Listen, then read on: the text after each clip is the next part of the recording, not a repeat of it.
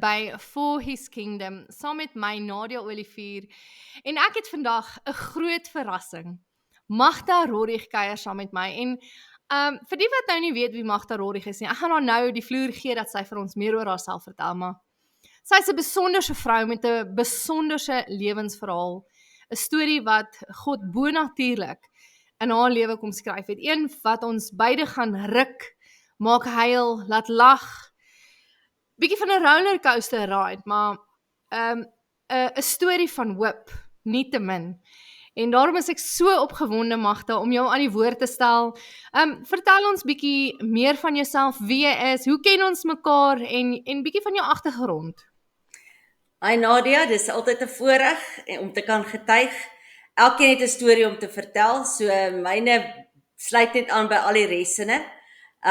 Ek en Nadia ken mekaar van ons gemeente af by Lewende Woord Centurion. So dit is waar ons saam die Here dien en waar ons regtig sy teenwoordigheid geniet. So dis 'n voorreg om vandag hier te wees.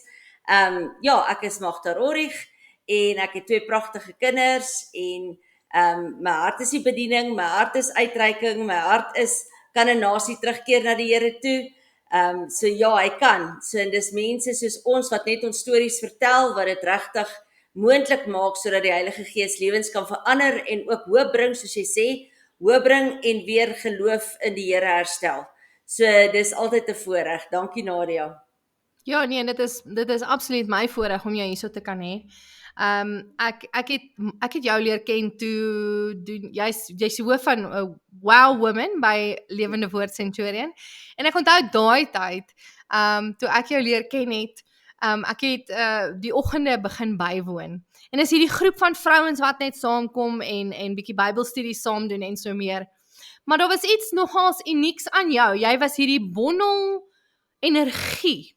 En waar daar hierdie vertrek vol, hierdie baie placid, jy weet, volwasse vrouens is daar Magda Rorrig.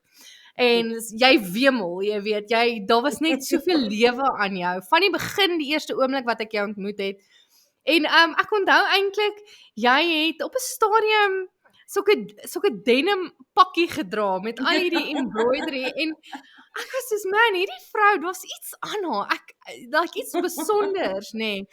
En na alles wat jy deurgegaan het en wat jy met ons gaan deel vandag, kan ek met oortuiging sê dat daai energie, die lewe, die vreugde wat daar was van die dag wat ek jou ontmoet het, is nog steeds daar. Niks van dit, die lewe het niks by jou kom steel nie, alhoewel jy so baie verlies beleef het.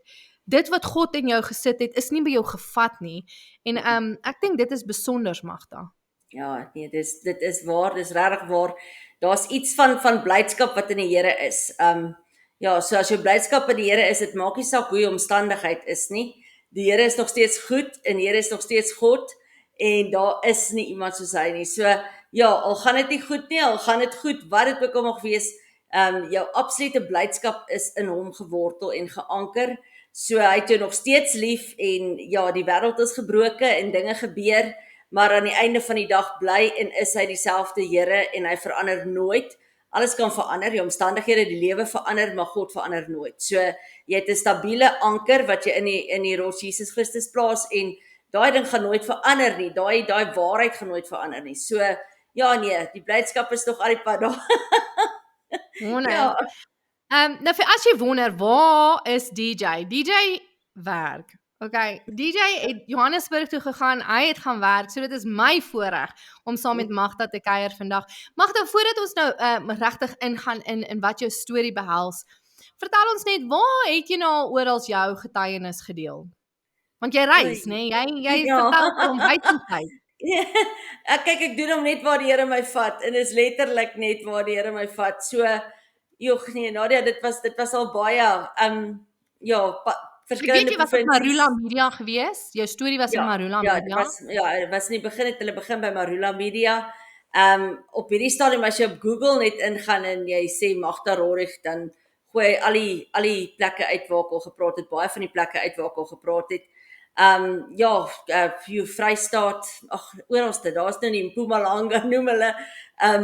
So elke plek waar ek gaan, radiostasies, klein groepe, groot groepe, vroue groepe, gemengde groepe, onder 'n boom. Net Ja, wat kan vertel ek. Ek wil net vertel. Soos ek sê, elkeen het 'n storie om te vertel en ek dink nie een van ons moet terughou nie. Ons moet almal voluit gaan daarvoor want die Here kry die eer daarvoor. So dis regtig letterlik enige plek waar ek gevra word om dit te kom gee, die getuienis, daar gaan gee ek dit en al die eer aan die Here, ja. Ja, en as ons nou klaar is, dan kan julle as jy nou hier luister, dan kan jy vir Magda kontak. Jy is op Facebook, Magda Rorie Ja. Ja. op Facebook en natuurlik Lewende Woord se kantore kan jou in kontak sit met haar. Jy kan my kontak, ek kan jou in kontak sit met haar want sy is bereid, soos julle nou hoor, om met julle te kom gesels, om met jou en jou mense te kom gesels en haar storie te kom deel. Maar hoorie Magda, laat ek nou nie verder die mense ophou nie. Vertel vir ons asseblief jou storie. Goed, ek gaan 20, die Here is eintlik al jare besig, eintlik al van die begin af besig, soos hy maar met elkeen van ons is. Is hy al besig met my en hy stap maar apart met my soos hy met elkeen stap en jy leer maar so deur die lewe. En ek kan eintlik sê dat hierdie pad het al lankal begin. My man het al in die jaar 2000 toe ons oudste seun gebore is, het hy al vir my en vir hom lewe gekies. Want my seun is gebore met die waterassosiasie, so hy is sonder 'n slukdarm gebore en dit is 'n saak op sy eie en ek het die HELP syndroom gekry by sy geboorte en ek was op 'n stadium eintlik al klaar gewees. Ek het gehoor hoe sê die dokter soos is besig om haar te verloor. Aan een sê sy's klaar weg en ek voel hoe gaan ek uit my liggaam uitwoep en ek sien my hele lyf daar hier voor my, maar ek's nie deel van my liggaam nie. En op die ouene lang storie kort, toe ek weer terugkom, ek is uit my liggaam maar ek weet nie waar ek is op daai oomblik nie. En die Here sê vir my so duidelik in my ore, jy's 'n gees wat bly in 'n liggaam. En ek sê ek weet Here, my help. En ek is weer by my voete terug, soos wat ek uit is ek weer by my voete terug in my lyf in. En ja, hulle het 'n paar keer gekom groet wat hulle gedink het ek gaan dit nie maak nie, maar deur die Here se genade het Chris, dis my man, tussen my en neonatal met my seentjie het hy geloop op en af. En as die mense sê hulle kom groet, dan sê hy, my vrou sal lewe, my kind sal lewe, julle kom nie tot sien sê nie. Ek kies lewe, my vrou sal lewe, my kind sal lewe. En hy het aanhou verklaar en hy het gespreek en almal het gebid en die Here vertrou vir 'n wonderbaarlike genesing. En die Here het my daar uitgehaal en ek het wakker geword en hy het lewe vir ons gekies. So dis maar net 'n kort daai gedeelte. So dit het daal begin waar my man al vir ons lewe gekies het. En Kan ek net voordat ons weghardloop van hierdie oomblik af, want ek net gou al. So met geboorte kry jy is dit 'n siekte? Ja, soos hulle kan dit nie verklaar nie. Die HELP syndroom is 'n sporadiese ding, sê hulle. So van die vrouens kry dit gewoonlik by eerste swangerskap. Hulle weet nie regtig baie van tweede swangerskappe nie, maar in daai stadium toe ek dit kry, was daar 'n hele paar vroue rondom my wat dit gekry het en van hulle het gesterf. En van hulle is deur die genade deurgehaal, maar dit is 'n sporadiese ding. So jou bloed klot saam basies, jou are gaan oop en toe en dit laat die bloed saamklot. En op die ouene van die dag kan die bloed nie vloei nie. Jy gaan basies, jy bloei jou dood van binne af. En so as 'n hele ding rondom die HELP syndroom. Maar dit is iets wat sporadies gebeur. Ja, dit is nie iets wat net sommer gebeur nie. In die waterassosiasie het ons wat Christian McKeer het my seun het ons op die ouend uitgevind toe hy gebore is, toe sê my skoonma vir my man, my jene, jy het ook 'n ekstra duimpie gehad en want Christian het 'n ekstra duimpie en daar hoor ons toe maar, joh, Christian het nie net 'n ekstra duimpie nie, hy het nie 'n slukdarm nie, hy het 'n hele kinkel in sy rugwervel onder tussen 3 eienskappe en toe moes ons hom klassifiseer by Wits Universiteit en hulle het toe gesê uit die waterassosiasie, uit 3 eienskappe dan kan hom klassifiseer. So dit is eintlik 'n genetiese ding wat nou van Chris se kant af kom sonder dat ons dit geweet het. Maar die dag toe hom sien, toe sê hy is 'n miracle, hy's 'n miracle. Hulle hande nie, hulle het nie voetjies nie, hulle het lewerprobleme, nierprobleme. Hy's heeltemal oorontwikkel aan die een kant, onderontwikkel aan die ander kant. Daar's baie eienskappe en Christian het net hy het nie 'n slukdarm nie. Hy het 'n ekstra duimpie gehad wat ons toe laat dissekteer het, basies afhaal het. En dit is wat hy gehad het. So hy het nou nie so dis waar dit begin het. Okay, so in hierdie tyd het jy toe 'n near death experience of Ja. Okay, so jy's in die hospitaalbed en jy sterf. Is dit reg? Ja, ek hoor hulle sê by my in die ICU, die een het gesê ons is besig om haar te verloor en die ander het gesê sy's klaar weg en ek voel hoe gaan ek by my voete uit. Wow. Jy skiet so uit by jou voete en hier lê ek sien die 18 drips, ek het 18 drips ingegaan. Ek sien die drips, ek sien die dokters, maar ek's nie in my lyf nie. Ek's nie daar nie. Ek is hier eenkant. Okay, maar is jy bewus dat dit jy is wat daar lê? Ja, nee, jy weet presies dis jy. En jy's kalm. Ek was nie anxious nie. Ek was niks nie, maar ek is nie in my liggaam nie. Ek verstaan dit nie. En toe hoor ek net soos 'n stem in my ore wat sê, onthou jy's 'n gees wat bly in 'n liggaam. En ek sê ek weet Here, maar help. En ek dis is nie amazing, my want jy weet dis die Here wat met jou praat. Hy Ja, sê nie hy ja. mag daar. Dis die Here hierso. Ek wil net Ja, vir jou sê. nee, it's amazing, dis waar, dis baie waar. Nee, jy weet dit, jy weet dis hy wat praat. So, Wow. ja, so daar was dis waar ons begin het.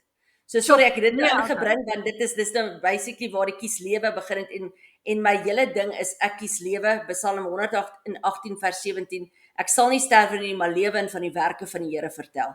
So dit het al begin by my kind se geboorte waar my man gekies het en waar hy lewe gespreek het en waar hy gesê het hulle sal dit albei sal dit deurkom. So en Christian was iets soos 1/8 by geboorte. So ja, daai was 'n ding wat ons deur moes werk en ons moes hom toe met 'n inspuiting in sy maag kos gee want hy het nie 'n slukdarm nie. So jy het vir 'n jaar lank hom met 'n inspuiting in sy maag kos gegee en dit was al klaar 'n uitdaging en dan na jare het hulle deel van sy kolon gevat en hulle het vir hom 'n slukdarm gemaak. So toe het hulle 'n operasie 4 uur operasie en dan toe vir hom 'n slukdarm gemaak. So dit was die begin. En toe in 2021 met COVID natuurlik, ek dink ons was hier by die 3de wave somewhere daar waar ons so 'n bietjie die huis uit kon kom. Ek weet dis al klaar 'n voorreg. Ons kan bietjie die huis uit kom almal saam, nie net een spar toe nie, maar die hele almal kan saam uitkom. En my man het toe gereël vir 'n verrassing. Hy's mal oor helikopters. Hy is sy hele lewe mal oor helikopters. Ons troukar was 'n helikopter toe ons begin het die dag op ons troue. En toe reël hy vir ons gaan 'n helikopter vlieg met een van sy vriende. En dis 'n verrassing en ek sê vir my kinders, maar ek weet nie wat dit is nie. Hy sê vir my, julle moet net aantrek, netjies aantrek, kerkklere aantrek. Ek sê, ons is by die huis. Kyk hoe lyk ons. Geen haarkapper is oop nie. Ek is oorgewig. Daar's niks wat goed is aan my nie. So, wat wil jy nou doen? Wat 'n verrassing het? Nee, trek net julle kerkklere aan en wees reg, ons gaan Sondag uit. En die oggend toe ek koffie ingooi vir hom, toe sê iets vir my, hierdie is vlieg, en hierdie is nie enige vlieg nie, hierdie is helikoptervlieg. En toe hy inkom, toe sê ek vir hom, liefie, hierdie is helikoptervlieg, is dit? Ag, jy weet ook alles, sê, ons is al soveel jare getroud, daar's niks wat ek vir jou kan wegsteek nie, sê hy, dis helikoptervlieg, net nie vir die kinders sê nie. En ek sê, nee, ek sal nie vir hulle sê nie, maar kyk hoe lyk ek, nie lus vir hierdie ding nie, ek lus vir mense nie, jy sit in jou huis, dis iets verskriklik, so ons wil by die huis bly. Nee, my vrou, ons gaan vlieg, en nou ja, ek kom toe by die kinders en ek sê vir die kinders, hoorie, al laat jou pa vandag julle 'n stuk droë brood op 'n klip eet. Julle maak of dit verskriklik lekker is. Nee, sê hulle, mamma, ons is net blous kan uit die huis uitkom, so asseblief, ons doen enige iets. En ons is die oggend 6 uur weg en Brits, na een van Brits se vliegvelde toe. En eventueel het ons daar aangekom en toe so om die hoek kom, hier staan hierdie verskriklike Alouette 2, 'n blou en wit Alouette 2. Maar jy hoef nie eens by kinders hoef dit nie te gefake het nie. Hulle was verskriklik bly. Hulle was in ekstase. Pappa, gaan ons vlieg? Ja, sê ons gaan vlieg.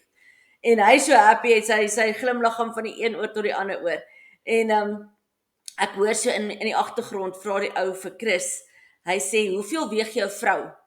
En ek sê, "Ekskuus, jy wil weet hoeveel weeg ek?"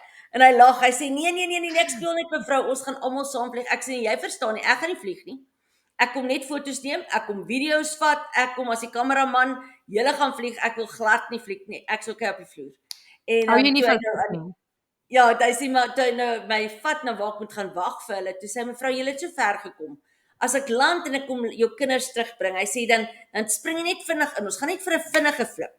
Hy sê, "En as jy beland, kan ons land. As jy ongemaklik voel, ons kan land." En ek sê, "Okay, vir Chris se part, maar dan kan hy nog 'n bietjie langer vlieg.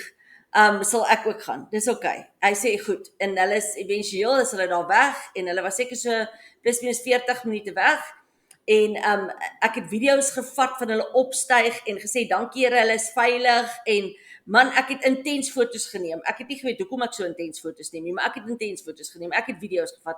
Ek het met die Here gepraat. Ek het vir hulle gewag. En eventueel, toe hulle opstyg, toe stuur ek vir Chris dadelik 'n WhatsApp. Ek sê, "Liefie, ek het weer gedink. Ek wil regtig nie vlieg nie. Laat hy in die hanger by die hangerland. Ek is reg. En toe dit terugkom, toe kom land al hierdie kant, toe weet ek liefie het glad nie my boodskap gekry nie. So ek gaan vlieg, verstaan? En hy kom land toe by my en die kinders spring uit en die een is hier by my verby en sy sê, mamma gee my jou foon, ek gaan foto's vat. En ek wil eers nie my foon gee nie, maar ek tog, okay, en ek gee my foon vir haar. Sy sê sy sal foto's vat. En die aansak en al die dinge vir haar gegee en hy help my in, maak my vas, sit die oorfone op en ons is toe nou styg op. En in die begin was jy so 'n bietjie jittery, is dit nie regtig my comfort place nie. Maar daarderhand begin dit nou lekker raak. Hy wys ons wilde diere, hoe jaag jy wilde diere aan? Ons vlieg oor damme, ons waai vir mense. Man, dis eintlik net 'n pretrit na COVID se nonsens en in COVID se nonsens was jy wil jy tog net bietjie iets anders hê. En op 'n stadium toe vlieg ons terug na die landingsstrook toe. En op pad terug toe sien ek daar onder loop 'n rivier, daar's 'n rivier. En toe ek so afkyk en ek sien die rivier en ek kyk so terug, toe hoor ek net so klik geluid. Dis net so, en toe hy so klik, toe sê hy, ons gaan val. En ek tog hy grap, en ek klap hom op sy skouer, ek sê, mens maak nie sulke grappe nie. Hy sê, nee mevrou, embrace yourself. En al wat ek weet is, ek gryp die sitplekke voor my vas, want dis al wat ek het. Gryp die sitplekke voor my vas. En toe ek wakker word, toe ons in die rivier, toe ons net in die rivier geval, so as ons 'n bietjie hierdie kant toe geval het, was dit uit. En ons is net in die rivier. En toe ek wakker word, toe is hulle besig, hy en my man is toe besig om my te probeer uithaal, want ek sit agter vas en jy's 'n helikopter sak agter in die water in. En hulle help my uit en hy wys vir my, hy sê mevrou ek het baie seer gekry, hy sê sy vingers en sy goed, hy sê maar ek moet gaan hulp soek. Hy sê ek weet nie wat het gebeur, ek moet gaan hulp soek. En hy laat my op die voorpunt van die helikopter vashou en hy sit vir Chris so skuins agter op die helikopter. En ons hang daar, hy sê die helikopter is veilig, hy gaan nie saam die water nie, so hang net hier, ek gaan hulp soek. En hy swem oor die rivier, want jy kan nie hierdie kant uit nie. Hy swem oor die rivier en hy gaan dan daai kant uit. En ek hang daar, maar jy's in en uit, jy's by, dan is jy nie by nie, jy's baie pyn, dit is onbeskryfbaar. En ek weet net, ek kyk so voor my en ek dog, Here, hoe dit gebeur? Wat is hierdie? Is dit 'n droom? Wat het hier gebeur? Ek verstaan nie, ons het verongeluk, ons is in die water, wat het gebeur? En ek hoor my man aan die agterkant begin net vir my sê, liefie, ek kry nie asem nie. En dan sê ek, liefie, hou net uit, hy gaan hulp soek. En dan sê hy, so rukkie later, hoor ek weer, ek kry nie asem nie. En op 'n stadium toe dog ek pyn of nie pyn nie, ek moet om hierdie helikopter na my man toe. En ek beweeg so om die helikopter se deure na die agterkant van die helikopter toe, en ek kan my man sien lê op die helikopter, maar ek kan nie by hom kom nie, ek tog uit asma, en ek vat sy hand, maar hy's vol bloed en goed, en ek sê, liefie, as ek by jou kan kom, sal ek vir jou al my asem gee, maar ek kan nie by jou kom nie, hou net 'n bietjie uit, asseblief, hy gaan nou kom, moenie my los nie, hy gaan nou kom. En dan as ek weg, en as ek by, en dan druk hy my hand, en as ek opkyk, liefie, ek kry nie asem nie. En op 'n stadium, toe druk hy weer my hand, en toe ek so opkyk vir hom, toe sê hy, ek is regtig jammer, jy sal moet uitswem. Ek sê, Chris, ek kan nie, ek het baie pyn, hoe moet ek uitswem? Hy sê, ek is regtig jammer, ek kan nie meer nie. En hy kyk my so rustig in my oë, en hy gly van die helikopter af onder die water, en hy is weg. En op daai stadium is jy weet nie waar jy is nie. Watter planeet is jy nie? Is jy op 'n planeet? Is dit 'n nagmerrie? Is dit 'n realiteit? Jy weet nie, jy skree dat die hemel 'n antwoord gee. Moet ek agter my man onder induik? Waarheen moet ek gaan? Here, wat het gebeur? Jy's heeltemal die mekaar. Jy's totaal en al die mekaar. Jy het pyn dat jy nie weet wie en wat jy is nie. En ek op daai oomblik besluit ek, maar as hy gaan, dan wil ek ook gaan. Ons is die beste pelle, ons is mekaar se absolute alles. En ek los die helikopter en ek wil saam met hom gaan. Here, dan wil ek saam met hom gaan. En ek los die helikopter en toe ek so by die voordeur verbygaan, toe sit soos 'n skrif aan die muur waar daar staan, jou kinders. En ek gryp die helikopter deur weer vas. En toe is ek voor by die deur van die helikopter waar die pilot sit. En ek hang daar, en dan as ek in en dan as ek uit en dan as ek weg, en dan sien ek net die voëls kom land en die voëls styg op. En die voëls kom land en die voëls styg op. En jy hoor die water en jy's die mekaar en jy weet nie waar jy is nie en jy huil en jy weet nie eens wat jy doen nie. Jy's net daar somewhere. En op 'n stadium sien ek iets drobbel hier in die water en toe ek hom optel, toe sit my plakkie wat daar draai in die water en ek druk dit hier by sy dashboard hier voor in en as jy weer kyk is dit weer 'n paar min en ek het so verbrand dat op die einde was ek bloedrooi everywhere op die einde in die hospitaal. En op 'n stadium hou ek vas en ek hoor iemand en toe ek so opkyk, toe staan daar iemand aan die oorkant op die wal van die rivier. En ek skree weer help, so wat ek kan doen. En hy wys net en ek is weer weg. En op 'n staan toe voel ek iemand vat aan my, toe het hulle van bo af ingekom met 'n boei tipe ding en my probeer op die boei sit en my uittrek aan die oorkant van die rivier met 'n tou, want jy kan glad nie hierdie kant nie. Trek hulle my oor en maar soos hulle my opsit, dan val ek aan die ander kant af. Soos hulle opsit, val ek aan die ander kant af en dis pyn wat jy nie kan beskryf nie. Dis excruciating pyn. En op die einde van die tyd, toe het hulle my ander kant uit en ek hoor net die een persoon sê vir die ander ene, moet ons teruggaan vir die ander ou. En die ander persoon sê, nee, dis nie nodig nie. En ek weet goed, of jy het hom gekry, of jy het gesê hy is nie daar nie, of wat dit ook al is, maar my man is nie meer daar nie. En ek is toe weer weg. En jy ekskuus man, op daai stadium het jy nog nie jy besef nie dat Chris oorlede is nie. Ja, ek het besef. Ek het daar toe, want ek het gesien hy gaan. So hy's onder die waterberg. So dit is en Matola dit sê, toe is dit net soos 'n bevestiging. Dit wat jy beleef het is so, hy is nie meer daar nie. Wow. So ja, ek het besef hy is nie. En toe die volgende oomblik toe word ek wakker met woorde wat ek nooit vir jou wou hoor nie. En al wat hulle sê is, moenie worry nie mevrou, jy's veilig in die helikopter. Ek sê die helikopter en ek pas weer uit. Toe het hulle my in die Net 24 helikopter by Brits Hospitaal. Het hulle my in die Net 24 helikopter gelaai. Maar daai is ook 'n storie op sy eie. Die Here is so oralste besig om te werk in jou lewe. Toe ons daar kom, toe kon die helikopter nie opstyg nie, want dit kos iets soos 20,000 om daai helikopter te laat vlieg van waar jy oplaai na die hospitaal toe. En ons het nie 'n mediese fonds op daai stadium met COVID se goed het ons nie 'n mediese fonds, ons het niks nie. En hulle soek toe 20,000 om die helikopter te laat opstyg, wat hulle nie weet waar gaan hulle dit kry nie, en hulle sit op 'n groep. Is daar iemand wat kan help? Hier's 'n vrou wat dringend moet vlieg. Kan iemand help? En 'n boer sit dadelik 20,000 oor in die rekening en hy betaal die 20,000. Wow. En die volgende Sondag, dit was die 10de Januarie 2021, en die volgende Sondag toe sy oorlede aan COVID.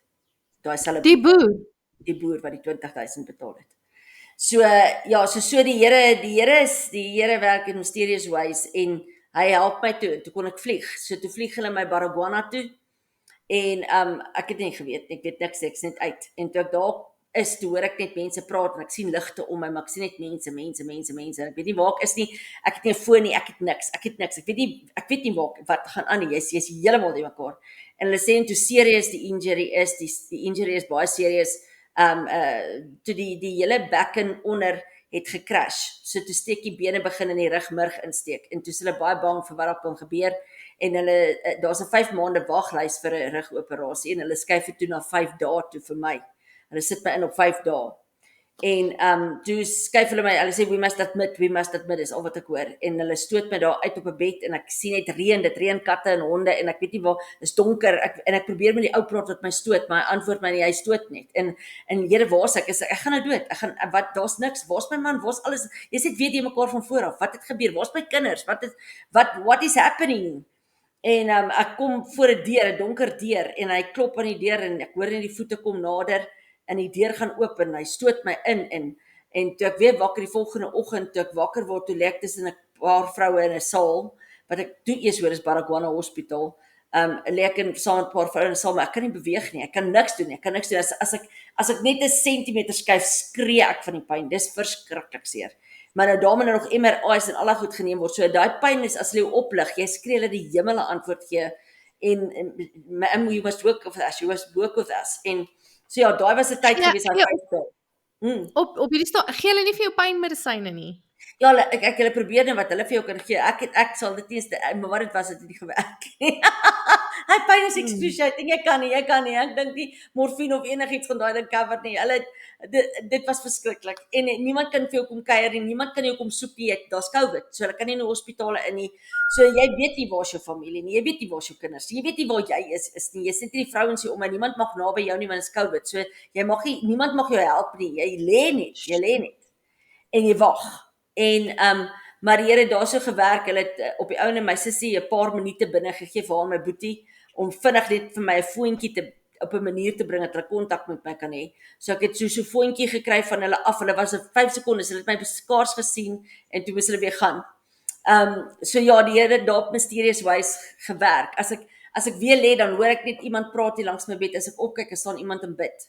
Dan is dit 'n dokter, wat hier staan en bid by my bed.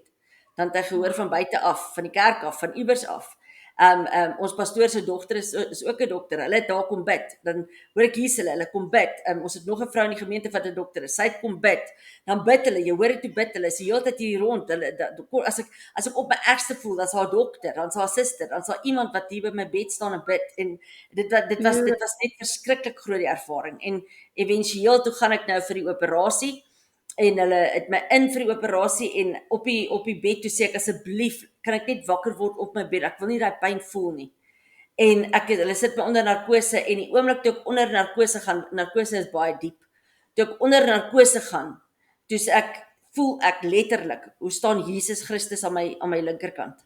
Hy staan, ek weet dis hy. Kan hom nie sien nie, maar ek weet dis Jesus Christus. En hy staan aan my linkerkant en hy vat my met sy regterhand en hy hou my linkerhand vas.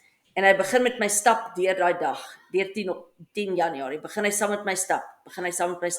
Die oggend waar ek opgestaan het, die hele dag stap hy met my deur en met die ry, met die ongeluk en op die ergste oomblikke wat ek angs het, wat ek verskriklik voel, dan voel ek net sy teenwoordigheid so kragtig by my.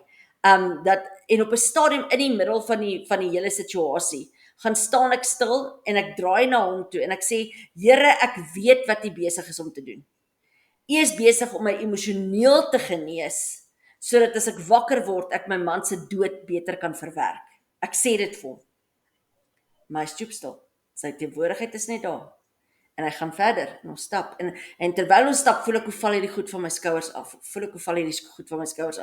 Dis 'n genesing wat plaasvind, wat nog nie eens begin het met die rouproses nie, maar die genesing vind plaas. So, ek is besig, dit was verskriklik groot, daai oomblik met Jesus. En op die einde van die dag, toe ons klaar is deur dit alles, toe is hy weg. En die volgende oomblik is ek in hierdie donker massa, maar dit is soos 'n donker massa rondom my. Dis pikgiet swart nag rondom my. En ek sien hierdie verskriklike demone, maar dis die vieslikste demone wat my aanval van al die kante af. Dit is met sulke hoodies, met sulke skerp naels. Dis iets verskriklik soos wat hulle my aanval. En hulle kom net van alle kante af, bestorm hulle my en ek fight en ek skree Jesus en ek skree lewe en op die einde van die dag toe sien ek, toe ek wakker word, maar ek is klaar in my kamer of in die saal terug en ek gaan sit regop en ek skree kliphard, ek kies Jesus, ek kies lewe en ek skree dit en woep toe hulle weg. En toe ek weer wakker word, toe vra ek vir die vrouens, ek sê ek is verskriklik jammer, ek sê maar het ek verskriklike geluide gemaak, het ek geskree, want ek weet ek het regop gesit, het ek geskree toe ek wakker word. En die vrou sê, you know what ma'am, you are so talkative, you talk to everybody, you chat to all of us, but when you woke up, you were so quiet. En die Here sê vir my dadelik, dit was 'n geestelike oomblik, dit was 'n geestelike geveg, jy het lewe gekies, en jy sal lewe, Psalm 118 vers 17, ek sal nie sterwe nie, maar lewe en van die werke van die Here vertel. En so daar het ek wakker geword. En Oei, ek moet jou net my teologiese brein is besig om te breek, né? Ek het nou 'n teologiese vraag. as ek kan, Magda. Ja. Hoekom het dink jy, as jy ken God, ek weet jy ken God, né? Jy loop naby aan die Here, okay. Daar's een ding om die skrif te ken, en is goed, ons moet die skrif ken, maar die skrif getuig van Jesus, en daarom moet ons Jesus ken. Hy is die woord, né? Okay. So, waarom dink jy, was daar daai donker oomblik? Why? Jy was dan nou net by Jesus, hoekom gebeur dit? Ja, ek het ook al baie daaraan gedink, is 'n interessante vraag, maar ek dink net, dit was om op daai punt te kom, waar jy persoonlik, jy het 'n keuse, waar jy persoonlik kan sê, ek kies lewe. Dis basies, jy's in hierdie oomblik, maar jy moet die keuse maak. Deuteronomium sê so duidelik vir ons, ek hou voor jou lewe en dood. Kies lewe sodat jy kan lewe. Hy sê ek sal die hemel en die aarde getuie roep oor jou keuse wat jy maak. Kies jy lewe of kies jy dood? You've got the choice. En ek moes op daai oomblik kom waar ek persoonlik sê en waar ek persoonlik verklaar, ek kies lewe. En dis soos daai oomblik waar die Here sê, ek hou voor jou lewe en dood. En dit was vir my daai oomblik. So dit was 'n decision making moment. En ek het gekies. Ek kies lewe. Christus is die weg, die waarheid, die lewe. So hy sê ek het gekom dat julle lewe in oorvloed kan hê. Ja, die vyand het gekom om te steel, te slag, te verwoes, maar ek het gekom dat julle lewe in oorvloed kan hê. Maar jy staan voor daai keuse wat ek nou nog elke dag het. Elke oggend kies ek opnuut lewe.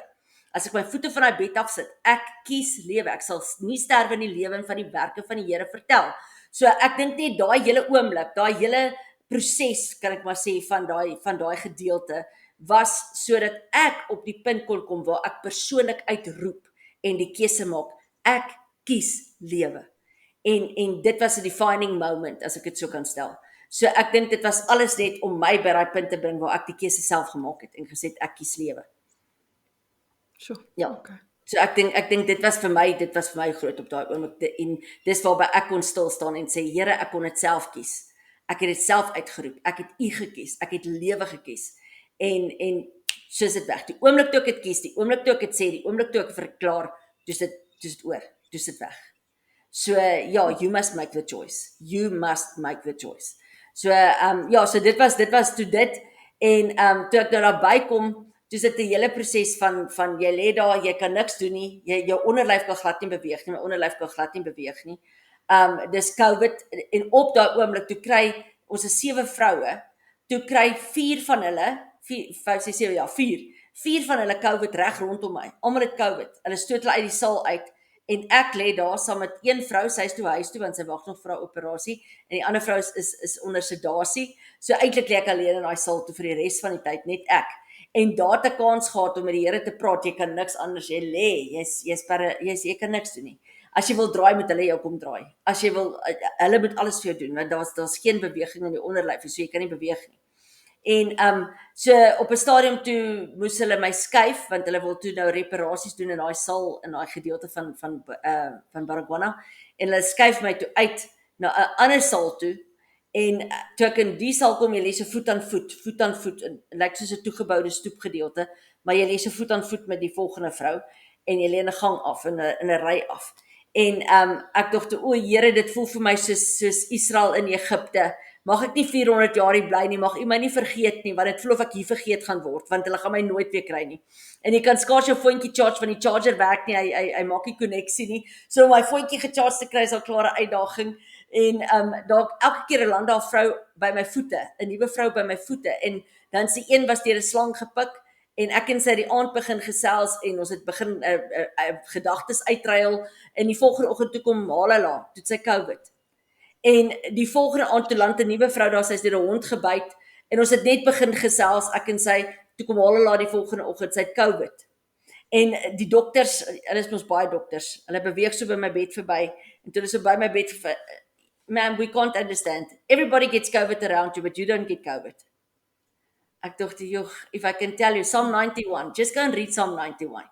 Hy is my skuilplek, ek skuil by die Allerhoogste, en ek oornag in die skadu van die Almagtige, ek is veilig, ek sal nie COVID kry nie, ek kan jou nou sê, ek sal nie COVID kry nie, ek kan almal COVID kry, ek sal nie COVID kry nie, die Here is groter as dit, ek sal dit nie kry nie. En ja, so toe ek daar gelê, en hulle dink ek het bloedklonte in die regterbeen, want ek lê al te lank, en ek moet 'n Doppler scan kry, en ek wil net daar uit, en ek niks gebeur nie, en is naweek, en ek lê daar, en toevallig daai dag kom die dokter, die hoofprofessor verby saam met die dokters op 'n Saterdag op die naweek. En hulle stop by my bed en daai oggend toe voel ek net in my gees, jy gaan vandag uit hierdie hospitaal uit. En ek sê Here, maar ek weet nie hoe nie, want daar's 'n waglys vir 'n rehab. As jy wil Pretoria rehab toe, daar's 'n waglys. Ek moet 'n Doppler scan kry. Ek lê, gaan niks aan, jy lê net. En hulle stop by my bed en hy praat en met hulle, en hulle sê ja nee, hulle moet 'n Doppler scan wat, en op net voor hulle by my bed is, lê my foontjie wat nie kan connect nie. En ek tel op, en hier sit my vriendin, sy sê, jy sal nie glo nie, iemand borg vir jou, by 'n rehab in Pretoria, borg iemand jou rehab vir jou, R5,000 'n dag, maar iemand borg jou rehab, en daai rehab kan jou vandag kom haal, hulle kan nou ry, as jy sê ja, kan hulle jou kom haal. En ek sê, Here, ek het gesê vandag, Saterdag gebeur daar niks nie, in 'n hospitaal gebeur daar niks, daar gebeur niks nie, jy kan niks regkry op 'n Saterdag of op 'n Sondag nie. En hulle kom by my bed en hulle praat en hulle wil wegbeweeg, en ek sê, Professor, I just want to word with you. En hy staan closer, hy sê, yes ma'am. En ek sê, sir, this is my situation. Ek sê, daar is iemand wat my rehab borg in Pretoria. Ek wag op 'n lys vir 'n rehab in Pretoria. Ek kan die Doppler scan daar doen. So they can come and fetch me now. Please can I be discharged? En die dokter sê baba nee, want dit is serieus, die Doppler moet gedoen word en wat. En hy kyk so, en hy kyk my so, hy sê discharge. Ek sê wat? Hy sê discharge en op daai oomblik was dit so groot. Die Here het nie Israel vergeet in Egipte nie. U kom my hier uithaal, verstaan? Ek kan nie vir jou vertel hoe groot dit is nie. Dis verskriklik groot. En hulle beweeg aan en ek laat my vriendin weet. Ek sê hulle sê ek kan gaan. Kan die mense my kom haal? Kan jy dit reël? En ek raak weer so 'n bietjie weg en die volgende oomblik toe ek my oë oopmaak, hier kom hierdie manne aangestap, maar dit lyk soos daai I'll be back, jy weet. En hier kom hierdie manne aangestap en hulle ek sê vir die Here, hulle is hier, prys die Here. En hulle laai my op en hulle stoot my so deur al daai mense en sit my in die ambulans, maar dit reën verskriklik. Dit reën en ons ry en op pad terwyl ons ry Pretoria toe van daar af sê hulle nee, hulle moet weer 'n COVID scan doen. Voor hulle my kan rehab toe vat, moet hulle weer 'n COVID toets doen. En hulle stop spesiaal vir 'n COVID toets en hy doen daai verskriklike toets weer met my, daai COVID toets. En toe het ek hom omtrent al seker by 5 keer gehad dat hulle hom al getoets het. En hy sê vir my, en hy kom terug, hy sê, ma'am, you haven't got any COVID, we can go. Ek sê, praise the Lord, I won't get COVID. En hulle ry met my, maar toe hulle nou so wegtrek en ons ry van daar af, hulle sê, ma'am, jy's so, jou hele binneste gaan so, daai dingetjie wat hulle op jou vinger sit, wat hulle jou bloeddruk, of ek weet nie wat hulle toets nie, hy sê die hele tyd, dit's verskriklik, you must calm down, ek sê, I can't calm down, ek sê, I'm going out of this place, en hulle sê, ma'am, what can we do, en die een ou sê, I've got chappies, en die ou sê, ja, give me a chappie, en hy gee vir hom sommer so 5 chappies, daai regte leeuwtjie chappies, en hy hou het so vir my, sê, ma'am, what color you want, ek sê, ag, you can give them all to me, en hulle allemaal maak die chappies op, en allemaal druk chappies in my mond in, en ek hou net chappies dat die spoeks en spat, so ek hou net chappies, en hy sê, oh, it's working, so toe kom hier ek nou, en alles kom toe down met al die chappies in my mond, en ja, so toe is op die ouene, en toe hulle my nou by die rehab het in Pretoria, ek kan nie vir jou sê nie, jy kom uit, hulle haal jou uit, hulle stoot jou in die plekke, wat jy ook nie weet waar jy is nie, maar ek kom en ek is alleen in 'n kamer, ek het 'n TV'tjie, daar's gordyne, dis 'n smart plek hierdie, en die trane loop. Nou moet jy weet, in Baragwana, kry jy, ek kon nie eet, want ek kan nie op nie.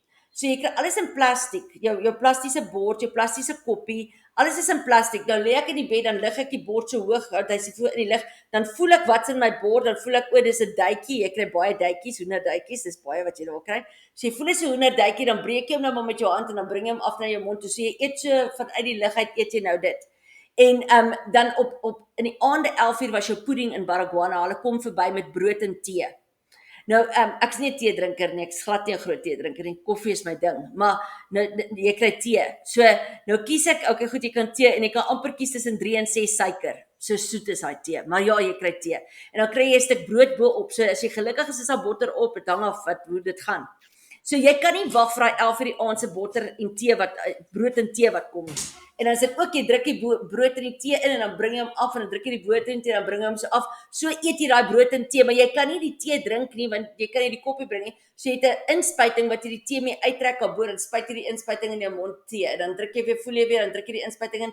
En toe, dit was die plastiese gedeelte van Baragwana. Toe ek in die rehab kom die aand, en hulle stoot my daarin, hier wag 'n glasbord, glaskoppie, glas alles vir my. Ek was so bang om dit te breek, verstaan, dat ek kry glas.